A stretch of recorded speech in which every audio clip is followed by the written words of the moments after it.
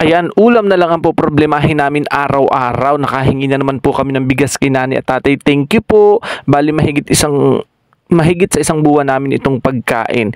At ngayon nga ay gumising ako ng maaga kasi papunta ako ng Mauban para kaunin yung dalawa kong pamangkin na magbabantay sa aming mga anak kasi meron kaming lakad sa Sunday. At dahil kakunti na ang aking gas, dumaan nga muna ako dito sa Shell, nagpagas ako at pagtingin ko, grabe, napakamahal ng gas, 68 pesos.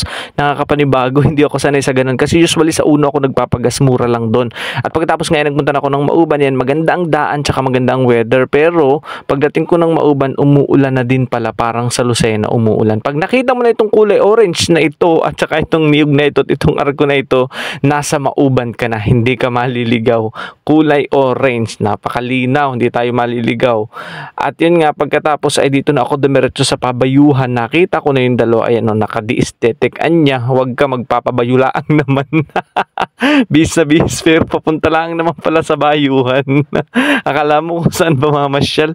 At ayan na nga, nakasakay na silang dalawa. O, nahihiya, ayaw pa magpa-video. Sila daw yung mga low profile. Ganda. Ganda lang.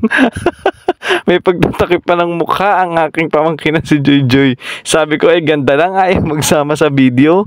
At yun na nga, dumiretso na kami pa Lucena. Pagtingin ko, wow, tulog na silang dalawa. Ginising ko, sabi ko, hoy, baka mamaya natulo na yung laway ninyo dyan dalawa, ha? Ginising ko sila nang malapit na sa Lucena. Siguro puyat itong dalawang to. Hindi siguro nakatulog. Excited papunta ng Lucena.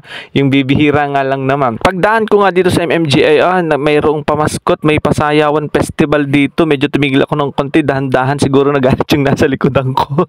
At nagpark nga ako at kami ay naglakad na lang papunta sa Mercury upang maghanap ng gamot ni nanay. Ang hirap hanapin, nakaapat na gamutan yata kami, wala kaming nakita. Doon sa pinakadulo nagkaroon din, grabe, napakahirap hanapin ng gamot ni nanay, yung kanyang vitamins na Healthin. So dyan nga sa Mercury na, tagal ng pila namin pero wala pala.